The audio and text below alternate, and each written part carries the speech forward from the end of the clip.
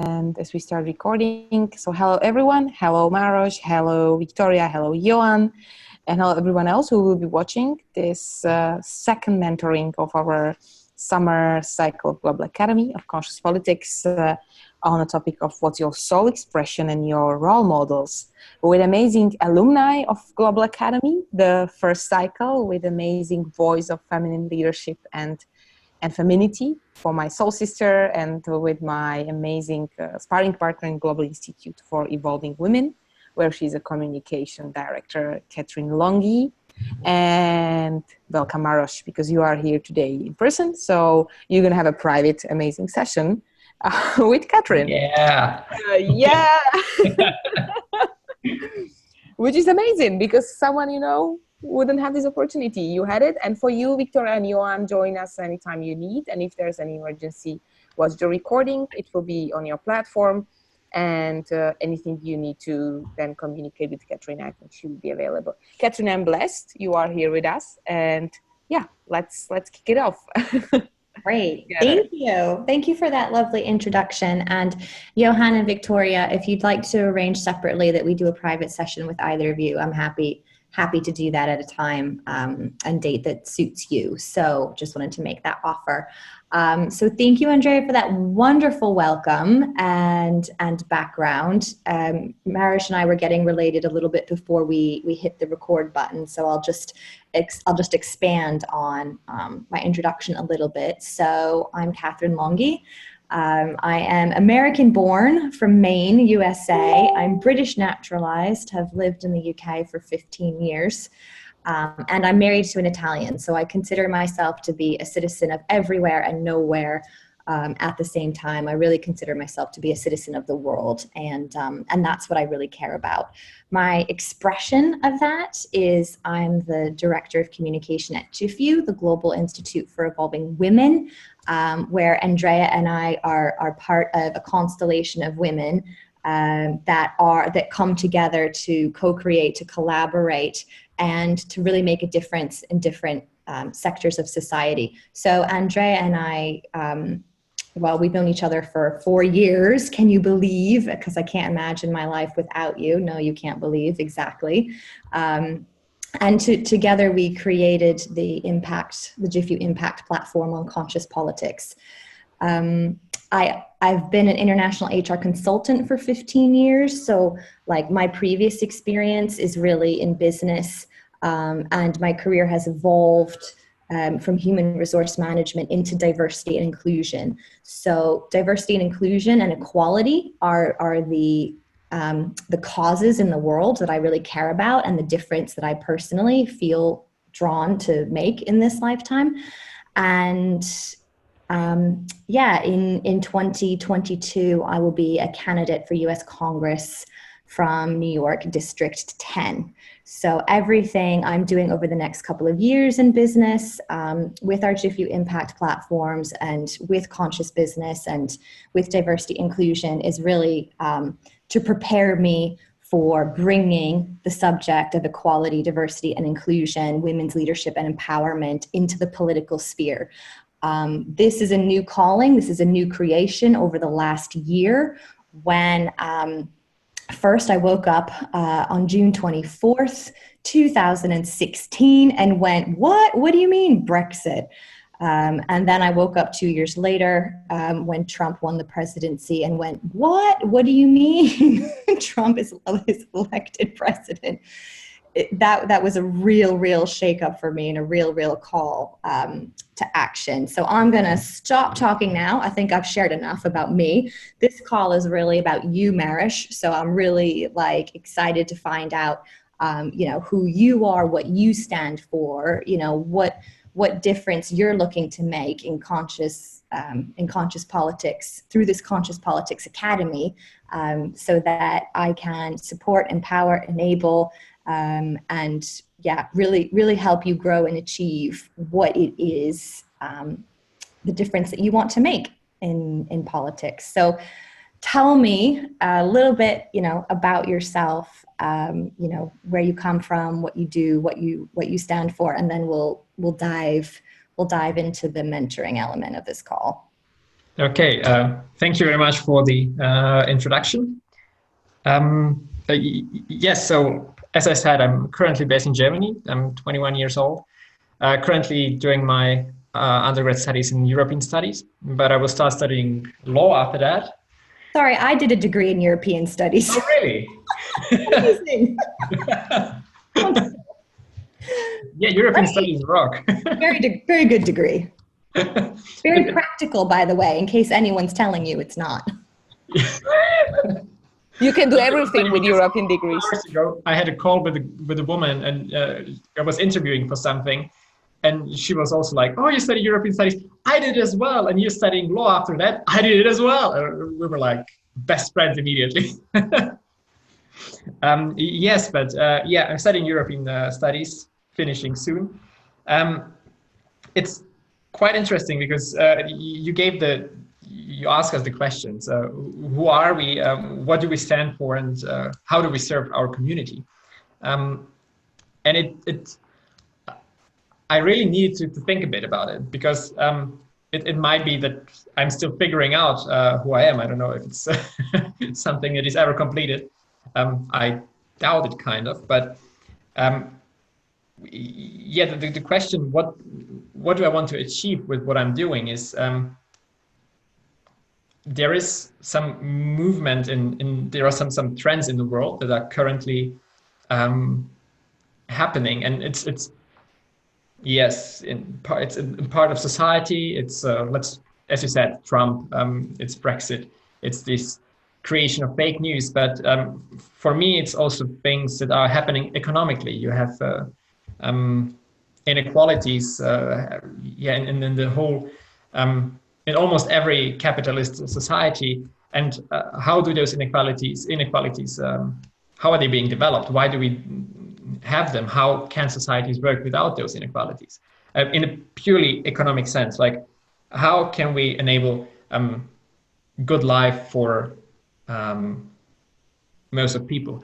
And that's what keeps me up at night. In a very general sense. What I'm dealing with concretely is, or specifically, is um, I'm working on several projects concerning healthcare system and yeah, financing of other things. It's not that important. It's mainly the healthcare system where I'm asking how can we ensure good access to good healthcare in the long term from the legal point of view, which is like when you look at it closely, it doesn't have this nice touch of we're shaping something big. It's more like small steps on how can we improve the healthcare system there and there. Um, yeah, so maybe that's enough for starters for me. Okay, great, wonderful. I was just starting to make some notes, just to really hear, yeah, just to really hear what's important to you. So I heard equality, I heard healthcare. Um, have you heard of the UN Sustainability Goals? Yeah, sure. There are 17. Like, have you? And actually, one of them is around equality, and one of them is around healthcare. If you had to pick from those two, like if you were to align your actions with one of those goals, do you feel more passionate about equality or more passionate about healthcare? What calls you? Where does your heart say? From those two, I'd rather say equality. Also, I'm not working that much with it currently, but it's certainly equality. And the reason why I ask is because this is your why. So I know you're studying, and it can seem like you've got to focus on the what, the what of the degree, like what am I going to do? But before you go to the what, it's I'm asking you like the why, because this is really where the magic, like this is where the soul talks from. The soul speaks from your purpose and the why you're here. So for example, like the things that get you the most, to use an American term, pissed off, you know, like the things in the world where you're like, oh, that's just not right. Mm. Whatever that is. Does your heart and soul like call you, even if it's not what you're like currently doing right now? Does your heart and soul like, it's unfair equality, you know, or is it like it's unfair healthcare? Oh, yeah. I mean, that would be equality, because I think that nowadays you see, I mean, I would consider myself coming from a fairly privileged circumstance. And it's, for me, it's always striking to meet people who haven't had this luck as I had, because it's basically luck. Um, and talk to them, and you just like, you just see that they were taken away so many opportunities that I had. And I just think that if a lot of people had the same opportunities that only some people have, the society as a whole would highly profit. Then we come back to phenomena like Trump or Brexit. Yeah, so that, yeah. And the law degree. So is the law degree something you're doing after? Is this something you've already done, or this is something that you're doing after you finish your European studies? That will be something I will do after finishing my European studies. And what calls you towards the law? Like what attracted you to that degree? I had a lot of law classes in my European studies degree, and I liked it. I really enjoyed legal argumentation, and I would be confident enough to say that I wasn't that bad at it. So it was like this matching of what can I do and what do I like. And I'm really excited about it, more and more. Great. And where are you studying? Chemnitz, Germany. It's small town in Saxony. Okay. And this is where you'll do your law degree as well? No, it's going to be Leipzig, which is close to Chemnitz, but it's a more global city. Okay. So moving from the why, so if the why is equality, and the what is like your studies, your degree, the law, who would you like to serve? Like, so you can serve anyone in the world, any groups of people, any nations, any, like, you really, like, sky's the limit. You can pick any groups, any parts of society you want. Like, who would you love to get equality for? To common people, to put it that way. It's really about developing big scale measures or big scale policies that enable better access to, I don't know, let's talk about education for children, let's talk about healthcare for the elderly or for the poorer people. It's about this, like have those policies that enable you to participate at life. And you mentioned earlier, in terms of your personal calling, like wanting to give back and feeling like, you know, you've come from a privileged part of society. There are other people that don't have as much as you've been fortunate enough to be given. You know, growing up, were there any people that you came in contact with from homeless people to, people on benefits, women, immigrants? Like, I'm trying to drill a little bit because it's wonderful to just want to serve people that don't have a lot. And I'm just trying to get it a little bit more specific. And you may not know at this point, either. And again, it's another soul question, heart question. Well, you asked two questions, right? First, did I came into contact and like, who do I want to serve specifically, right? Yeah, so I did came to contact with unprivileged people, sure, in family, through friends when we came to Germany 10 years ago. Of course, I've met other. Saying immigrant children, it implies that life was very tough for us or something, which was not the case, not as it was for other people. But of course, I came into contact. And to know specifically who I want to serve, yes, I understand why I want to specify it. And I think if I had to pick now, I would say it's the children. It's like the kids who come from, especially families. It's not about the monetary wealth. It's about how are the children supported by their families, because you often see very successful kids, or very really encourage them to pursue their dreams. But then you see kids who did not have this backbone from the parents, who struggle a bit more, or who needs to develop much more to be more self-motivated to get what they want in life. Mm. And coming back to the what, Slovak, living in Germany, speaking English, you're clearly a very international person, very able to talk to many different types of people, and regardless of circumstances. Inside, like, how you understand like the legal frameworks at the national level, at the European level, at the local level, do you see yet a place where you would like to play, to work, inside of the current systems that we have of the law?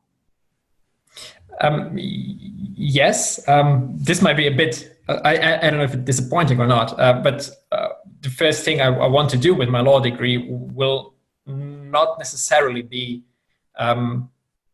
this political measures or political commitment, simply because I believe that I don't want to be one of those young people who just go into politics just to be in politics. You know what I mean? I want to have another career first. But to give you an example of where would I be engaging, it would be working in enabling partnerships throughout Europe. That would be maybe the first thing that pops in my mind when talking about this. Just enabling partnerships in Europe between schools, enabling mobility, long-term mobility, not just like go for 2 weeks somewhere and have a nice time in London, which is basically what happens right now.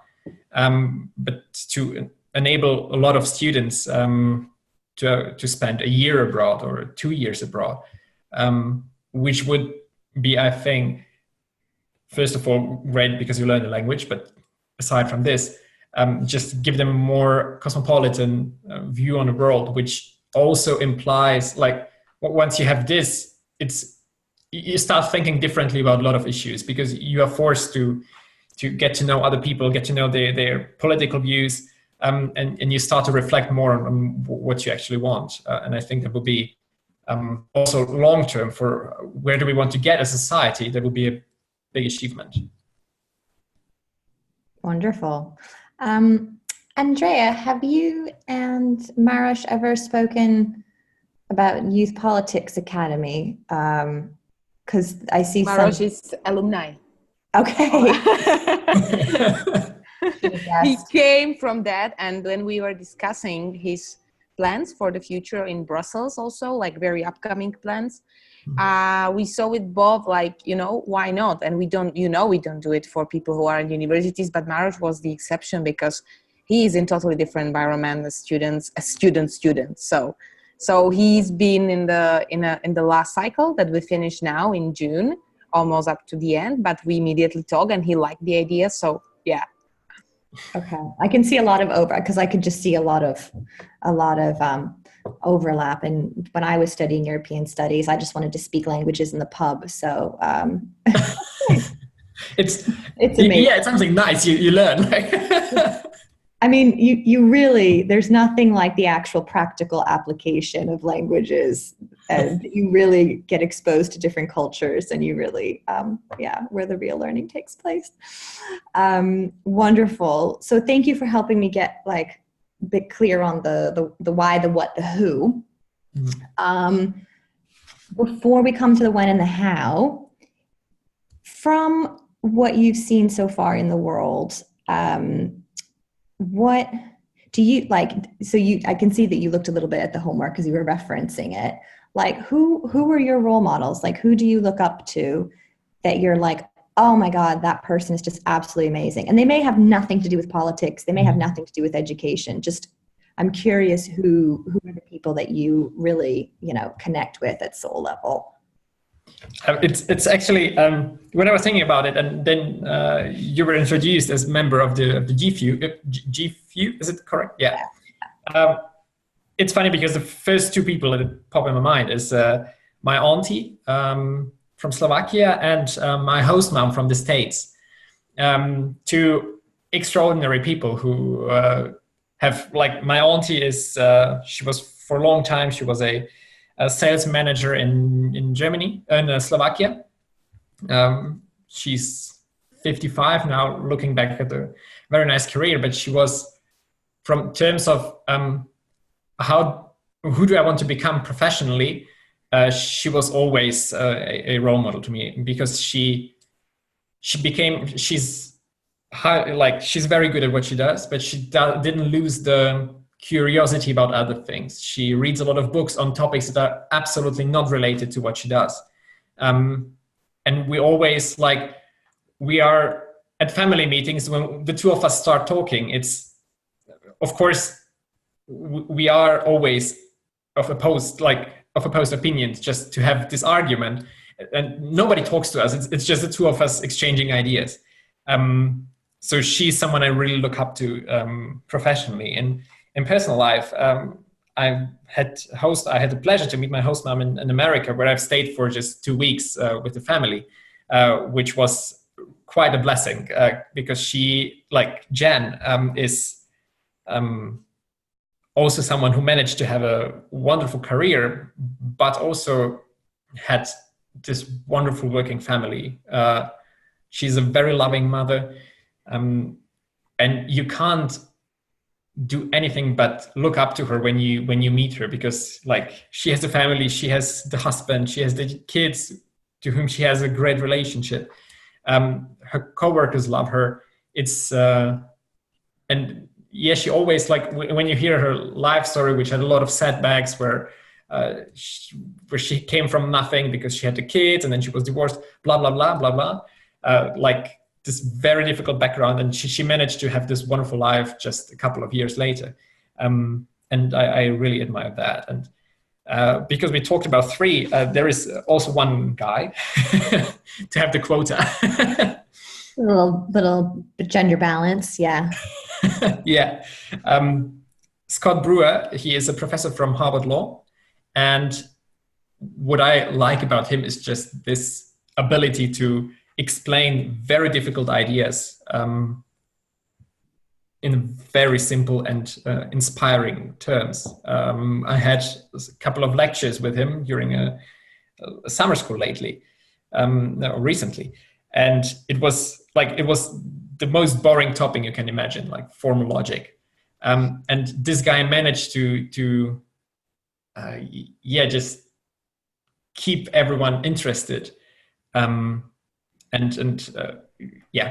He was just a great teacher, and I myself would love to teach at some point. Maybe not as a main profession, but I like the idea of sharing your knowledge. And should I get there, he would be definitely a person I would look up to. Wonderful. And what, just going through your role models one at a time. So I got your auntie, and I think Jen was the American lady's name, and was Stephen the professor? Scott, yeah. Scott Stephen, almost. What, like, looking at your auntie, what impact, like you're very inspired by her, you can see you can see her successful career and, what that's made available. What do you see as the impact that she makes? What's it like to be with her? Like, how do you experience, what impact has she had on you? Oh, on me, I know that she's a very, she knows how to make right decisions probably in business life. I can't tell because of course I'm not there, but also in personal life, like she has this slight arrogant trait to say that she's always right. But when it comes down to important decisions, she is. Like I've never made any other experience. So whenever I'm facing a challenge or a decision, I'm trying to figure out a conversation I would have with her, and what she wouldn't exactly tell me what to do, but she would lead me there, by questioning my presumptions and just telling me, okay, come on, you don't really think so, right? Like, cut the bullshit. And that's an impact she really has on my everyday life. And how about Jen? Like, how has Jen made an impact in your life? How do you see Jen makes an impact on others? For her, it's the emotional side, the compassion she has for other, for problems of others, because I had for example, when I had some friends who needed help, who just needed this, yes, like I don't know how to explain it, but like being emotionally available to them, not giving advice or anything, just have them feel that there is someone who at least tries to understand them. That's who is Jen for me, and that's who I'm trying to be when I think about Jen. And how about Scott, the professor? What's his impact been on you, and how do you see he impacts others? It's his teaching. It's his genius way to keep you on track, and I can't even describe how he does it. It's just this combination of being kind of, I don't know, crazy professor, because he already looks a bit crazy when you talk to him. Yeah, I really can't describe. It's just I want to get to the point where I'm able to give people knowledge in a way they will not forget. Wonderful. I just want to get that.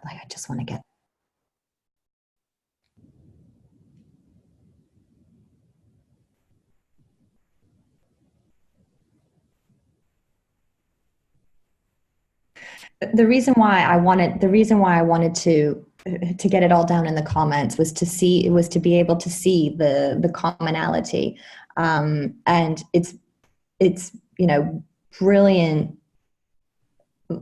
Like you mentioned earlier, and I didn't write it down, but the word teacher, and I can see through the people that you resonate the most with, or have had, like, I can see like a teaching thread, from your auntie, who like helps you arrive at the right decision, but like, takes you on the journey, to the decision, or from Jen, who, through compassion and being emotionally available, like teaches, in a way that's teaching empathy, that's teaching, that's teaching like the human, what it is to be human, from the heart. And, Scott is teaching what it is to be human from the head, in terms of how to simplify really complex things, to teach it. So I'm kind of seeing, I don't know, you're kind of appearing in my space, Maroš, as a teacher, which may or may not be an identity that you feel like, resonates with you, but it's a commonality. between the people that that inspires you. I mean, if you put Marish and teacher together, in the same sentence or in the same like thought, how does that resonate with you? Quite interesting, actually. Yeah, you're right. I've been thinking about like years ago when the decision was to be made to become like a real teacher. I rejected the idea because I enjoyed other things more, considering the studies of teaching. But yes, as I already said, I would love to teach the subject I'm currently working on at some point to other students. That's entirely true. Which subject, law or European studies? European law. Okay. Yeah. Yeah, makes sense. Yeah. European law. And you may or may not, what I'm trying to draw out is the who you are that you don't even know you are, that actually you can create at any moment. So you're now forming, like, through your education, you're now sort of creating like who you want to be in the world, and you can be anything you want to be. And teacher doesn't mean you actually teach at school. It doesn't mean you're like teacher is your profession. But if you feel called, and you mentioned children earlier, you mentioned education earlier, so it can be a part of how you make a difference in the world. It can describe your identity in the way that other people use language, from policymaker to activist to politician. It's an aspect of your being more than like an aspect. It doesn't have to be an aspect of your profession. But when you were describing Scott, I heard you describing my husband, because I met my husband at work, and that's how I met him. I met him in the context of teacher, and that he would explain to me really complicated financial instruments in a really simple way. So like who my husband is for me is teacher, even though he's actually an investment banker. So, you can try that on in your identity, so that, when you're introducing yourself, hi, I'm Marish, I am, you are student, you are care of children, you are someone who cares about children, you are, someone who teaches, even if not in the profession. I mean, you and I just met 38 minutes ago, but when you meet a stranger, for the first time, like, how do you communicate, who you are? So pretend we didn't meet pretend we didn't meet 38 minutes ago. So like, hi, Marish, nice to meet you. Like, how would you introduce who you are today? That's a good question. Great, because who I am right now is teacher too. Yes, because I think about a moment where I had to introduce myself this way, and it was like the key takeaway in that moment mostly in political context. So the key takeaway was a passionate European, or someone like, or something with crossing borders and having this contacts, or having relationships with different countries. It was always something in this direction. Wonderful. Me too. I'm a passionate European as well. Naturalized. Yeah. And Andrea, how is it landing with you? Because you've known Marish longer than 38 minutes. So, how is this conversation unfolding? Like, how does it occur to you based on your knowing of Marish? It's beautiful, first of all, because I've never seen you on this spotlight, and that's amazing. Really, when you said like being emotionally available for people, it's so so mature. Some men and some women as well don't even get to this stage at 50 and later on. So I was like, wow, like, and a lot also the other things you said, like I haven't ever seen you in this spotlight, so I'm very grateful to be in this space and listen to that. And when you were speaking about teaching, you know, I think there is one man in our community who is also a teacher, but who is a lawmaker actually, and who made and founded Whole Good Lobby Europe, you might read about, Alberto Alemano. And Alberto is professor. He is a law professor. At Paris, right? Yes. Alberto, but yeah. he also teaches in University of New York, in University of Tokyo, in University of Brussels, in College of Europe. So yes, his vehicle to earn money and have some capital to live in Bilbao with 2 amazing daughters and wife is not good lobby, of course, because that would not bring him money. So the part of him is still in academia, doing amazing papers. But as far as he has a feeling for citizens' empowerment, he put down and laid down the foundations of good lobby. And he's also a very big citizen activist on his own, criticizing now the elections of Ursula von Leyen, criticizing another democratic procedures in Europe. So you could see, and you know, Andrea Bocconi, who was mentoring on lobbying and who I hope he's still in our community and I want to bring him into your space. He's his AD co-worker. I am Alberto's friend, and also we've created a lot together. So you can also see, and I can connect you, that's one thing, but you can also see that this is also can be also a pathway of combining teaching but making an impact. Mm-hmm. And for you, you already know, and thanks to amazing Katherine, because I've never heard this from you, it's children. For Alberto, were the citizens, like unprivileged citizens who were not able to pay money for huge lobbying companies. But for you, it's children. And it might also be wonderful for you because you are in Brussels. You will be in Brussels. They are in Brussels. They always search for interns people. So you could easily, you know, meet with them. And maybe you will start really practicing, you know, what are you discovering today? Because that's maybe even an aspect of health and children that they are searching for, because there are thousands of NGOs that need their lobbying advice on the law of children, I think, on the parental law. So just when it's clicking now with Katherine, I leave you now again. I'm not going to talk a lot, but you know, that clicked because it was exactly, and he wrote a book, you can buy it. We've done a lot with him, but really that's his vehicle. Law Justice is foundation and European studies as well. And Andrea is in healthcare and agriculture. So again, a lawyer who saw it differently. So yeah, I'm just beautiful what Katherine is discovering with you. I'm so honored to be part of this. It's beautiful. You're amazing.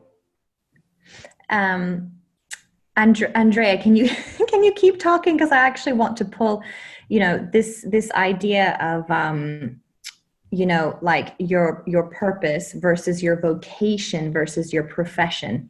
Yeah, you can go on. The example that you gave about sorry, not Andrea. Alberto. Different Italian. Yeah, there's also Italian. By the way, Alberto, Maros, and Andrea both are Italians. So see, and Katherine is married to Italian. Not a coincidence.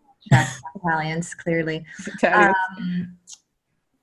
Yeah, I can go on and you can capture it if you want, Katherine. Yeah. Well, you just keep talking for 2 more minutes or something.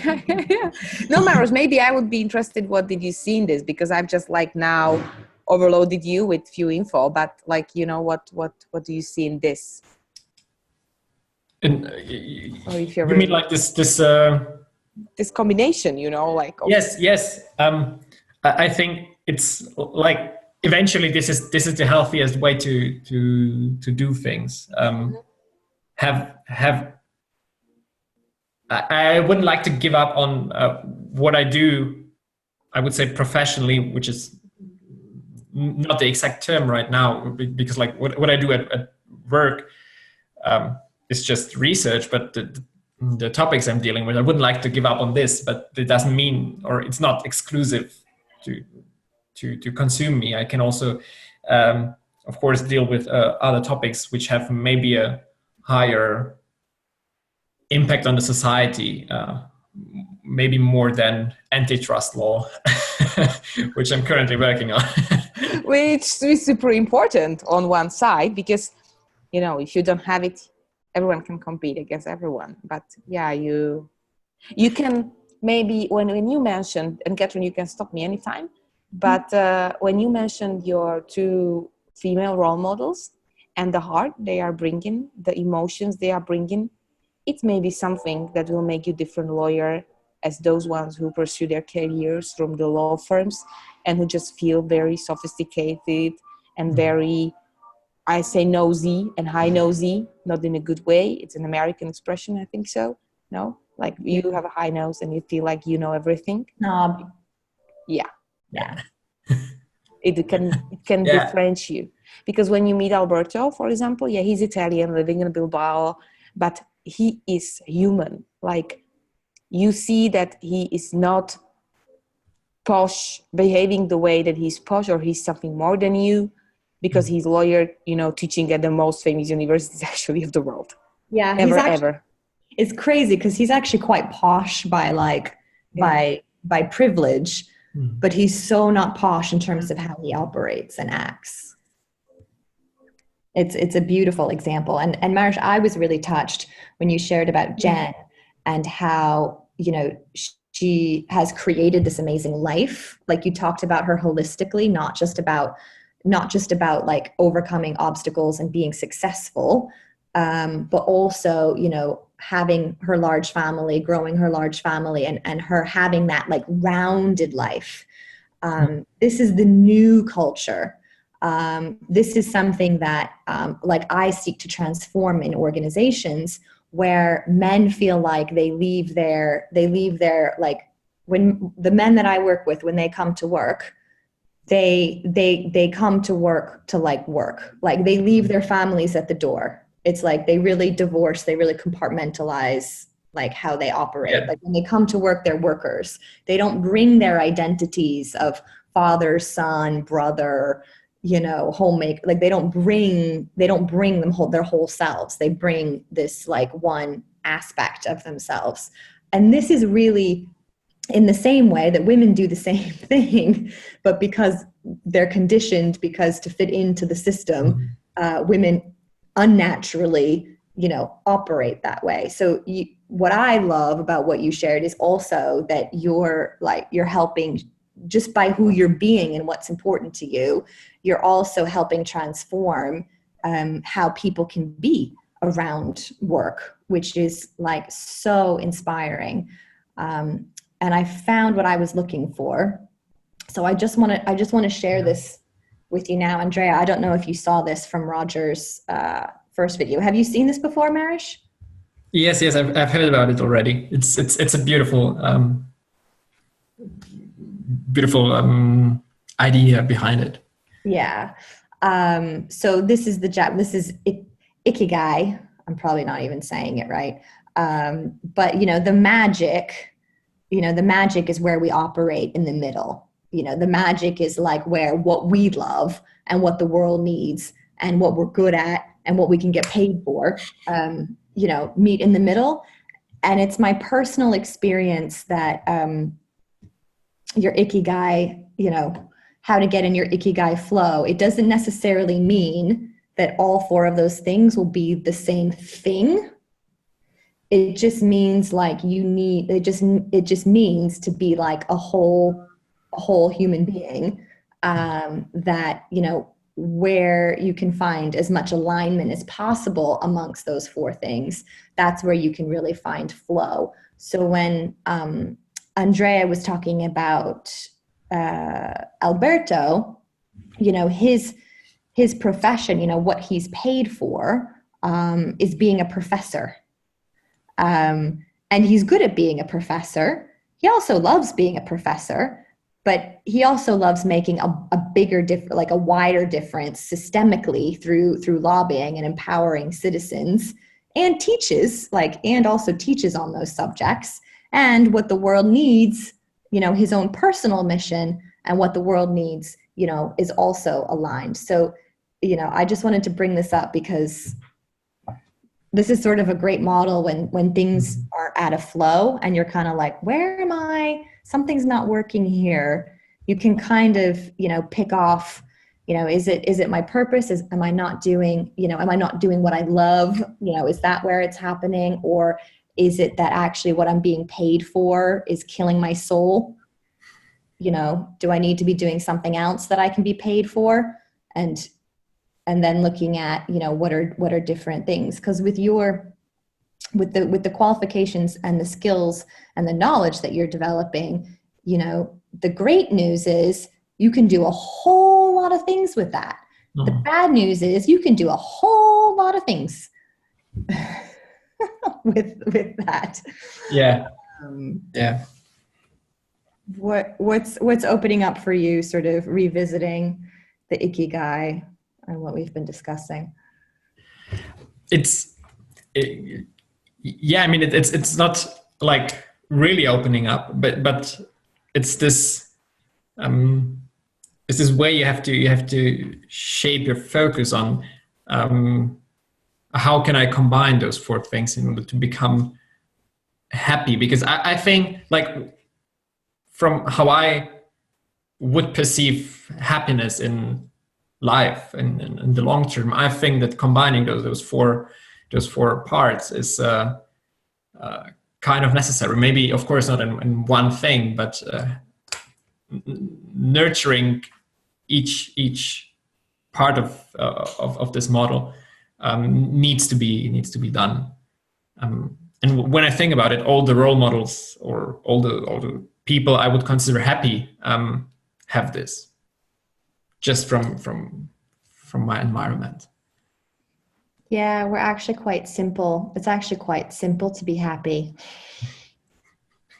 But it's also very, very elusive, particularly for Westerners, where we live in like a huge amount of abundance,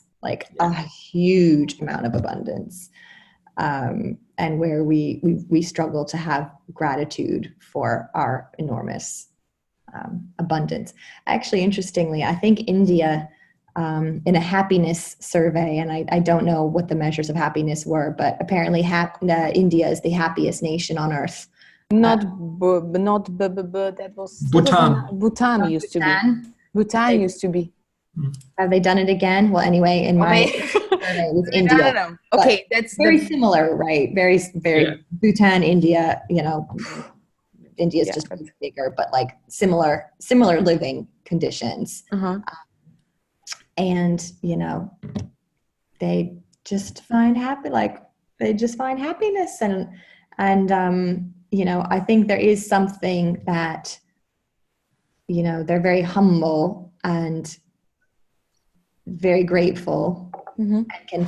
and can find opportunity amongst such scarcity, can find opportunity and fulfillment even within sort of the scarcest conditions. So anyway, I'll stop sharing that now. So I would love to kind of consolidate. So let's just take a little trip back the last 53 minutes. So we started with the why, like what inspires you, what's your reason for being here, why are you here, which revealed something about children, something about sort of teacher sort of emerged in your identity. When we looked at the what, there's something about European law, policy making policies that will really benefit children, along with exchanging, European exchanges, and then onto the who was really revealed to be children. That's true.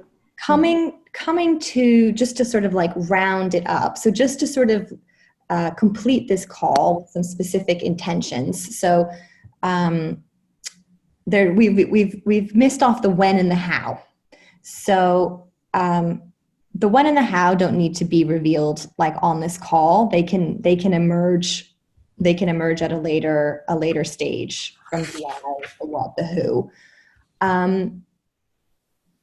In terms of your own personal, like from everything we've discussed today, what would you like to continue to grow and develop in? You know, I'll give you a few options. This can be a multiple choice. This can be a multiple choice question.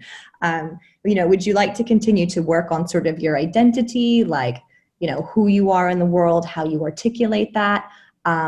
Would you like to explore, you know, deeper this concept of like teacher, and how you can bring teacher to what you're currently doing? Would you like to look at maybe creating your future? Like, what does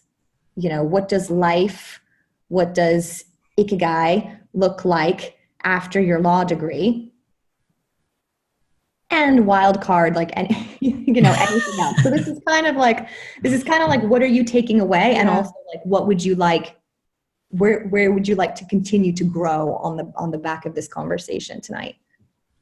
Well, when you summed up the conversation with focus on the teaching part, I think that was something I want to pursue further, and I think I will have the opportunity to do it soon, because organizational issues, university, lack of people, so they will probably engage even a student to give some lectures, and I think that this is something that will kind of improve my life, or my just the bring me closer to the ikigai at this very moment, in the middle of the beginning of the life, basically. Yeah, I think for you it covers multiple. I think for you it covers multiple, you know, like what you love, what you're good at, what you can be paid for. Like, I think for you it covers multiple facets of the ikigai. That's the sense that I feel, the feeling I sense. Andrea, how does this fit into, you know, so the work that we've done tonight? This is now like a program question. In terms of where, you know, like the future mentors coming up, is there anything, any content or anything that you'd like? I've obviously offered, like, happy to speak to Victoria and Johan, you know, at another time. Before we jump into future, you know, I'd like to maybe also reflect with Maros, because Maros, you did Wendy last week, and we spoke a lot about authenticity and integrity and how you can really pursue that, and what's that for you. And if you imagine now what you've discovered with Katherine about really where you could be, this also requires a lot of like your authentic stand for something. And as a Lindquist says, like, if you have a stand, really like miraculous, unexpected things can happen, because taking a stand is different than having an opinion. You remember the video from our academy, so you know what I'm speaking about. Marosh, I've sent them the video from Intwist, taking a stand. Love that one. So me too. It's, for me, the part of like a life philosophy. So you now imagine that you would be in this space and you should take a stand. Can you somehow relate to that? Can you somehow see that where could be maybe the first pitfalls, maybe first challenges, you know, to do when you would be a lawyer, a person involved in law, protecting children, trying to find a balance and still stay true to yourself? I think it's still, for me, hard to tell, because I'm really at the very beginning of it. Mm-hmm. So I wouldn't go that far to say that I could take a stand in the sense Lindquist has said it. But I think I might be on way there. Yeah. But, yeah. You can just see it from Wendy. You don't have to go to Lindquist stand. You can just see what you feel would be already like. Because saying in practice, you know, like sometimes when we are creating Global Academy, many people don't believe it can even work. And always it's like that. And when you really feel like authentically you share, and sometimes you are not afraid of doing what you want to do, it somehow comes up. And there are like ups and downs, but it comes up. So maybe you don't have to think so deeply or having a stand, having very like a philosophical way, but really also thinking where your authentic like I am sure I can do that will be maybe challenged, and not to be afraid about it, because it will come. And then I think also what Katherine said there in terms of ikigai, that balance we are searching whole life. So it's completely fine. It's just like, to start. So, and with the for future, we are going to have a lobbying session. So we will be more dealing with lobbying and with the practical inputs from what you just, Katherine, now has distinguished with Maros. So this is the next session about, and then there will be session about stakeholders mapping. It will be different than you experience Maros. It will be more structuralized, and it will kind be of going from the transformational, like the work you've done sort of up to and including this call is more of the transformational, the inner work, the futures. This is just how I see it, Andrea. So, the future stuff will be more like content knowledge led, so that you can actually use that content knowledge, from your new ways of being and operating that are sort of unfolding from the early sessions. But we might think with Katherine, maybe because Katherine is amazing to give the voice to everything. For me, she's my voice giver. This is not correct English, but really. So maybe we'll think of something in the end of Academy, which will be before the middle of September, maybe, how to give the real voice to the things you have discovered. And also what's in future, what I discovered last session with you, it was not planned. It occurs to me it would be great to have session of all of you alumni who could make it, and see, like in that process of you are going on in your way, but also gather all the others. And I was in touch with Aman, who's from India, who was with Katherine a cycle, and he's eager to be in touch. But as the summer is rolling on, I think it's better to go do it more in August. Not in a week, maybe in 2 weeks, 3 weeks. But this is also what I see for future for all of us, like make it more challenged, because your cycle is a little bit different than already Katherine was. So also this is a part of your future you are living into. Cool. This is something new, but it came to my mind last week. And then we had a call with Aman, and still me seated. And today when you were on the call, Mara, with Katherine, and it was amazing. Like, I always feel like that, wow, it always has a word to change the life of anyone. If you are 5, if you are 3, if you're 1. This is so like amazing. We can do it together. It's not because of me or you, it's because of us. This is even more powerful. So, but it could be maybe great if you all could meet. And as I know, some people are moving over the summer, like Christina, Andre is moving back to Warsaw. I think it would be better to do it around August, when maybe people will be more settled. But definitely, this is something that even like seems more better to do when you will be like, and you can also have. I would love that, Andrea. I'm around the first 2 weeks of August. Okay, so cool, do it great. First half, I'm there. Great. But more, how was it for you, Maros? Because we've been speaking a lot. Yeah. How how has this call been for you? Like, what's your main takeaway? How did you experience the call? It was eye-opening. Is it a word or not? Yeah. Yes. If it's a word, then it describes this call pretty much. We've been dealing with questions that I'm dealing with right now just by myself. So it was nice to have a guide who brings you through these questions, and who's maybe experienced and see things I myself can't see. So thank you very much for that. I'm really very grateful for it. And yes, I hope others can share this experience as well, because for me it was amazing. Oh, well, thank you. And thank you for being so coachable and just, trying on everything I kind of threw at you. And, you really touched me deeply during this call. So I really appreciate the soul heart connection, and just being so open, just being open. So So thank you for your participation. And yeah, look forward to seeing you on the alumni call. And I'm sure our paths will continue to go towards the same places. Yeah, I hope so. You can always contact and reach Katherine. Yeah, Marosh. I'm sure we're Facebook friends. If we're not, we should be. So Yeah, we are. Took care of that. of course we are. Amazing. I was touched as well, and I'm really thankful, Marosh, for who you are. It's really a privilege. Thank you. And thank you, Katherine. Thank you very much, because you again showed up what you can discover in all of us with your passion and soul expression and beauty, inner and outer.